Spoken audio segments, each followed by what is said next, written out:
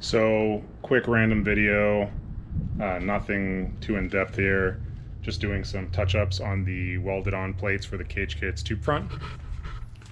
So, threw in a little metal reinforced Bondo. This is just the filler putty over top, just trying to fill in some of the welded areas. I just did that, so that's pretty fresh.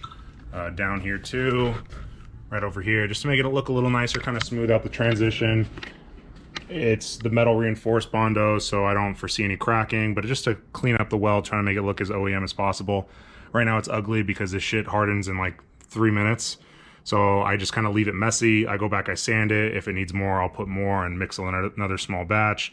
This needs to come off though, so I can really get in there. I just didn't feel like taking it off right now. So for right now, this is good. I'm gonna let it fill in, harden up. Tomorrow I'll sand it, and then if it needs more of the metal reinforced, I will. If not, then I'll just spot putty it and we're good to go. I'll show you what I'm using though.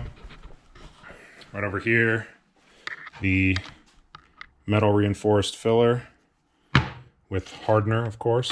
And then this stuff's actually been great.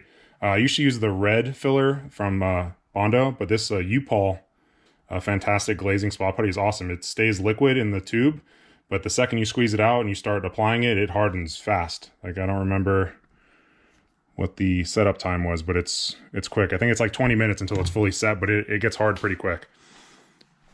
And you could sand it basically in 30 minutes. Same thing for the Bondo too. It sets up and it's ready to sand in 30 minutes, which is pretty great, but I'm gonna let it harden up overnight. I don't like to rush it. My ghetto bagging of the motor so we don't get Bondo dust into the $4,000 turbo.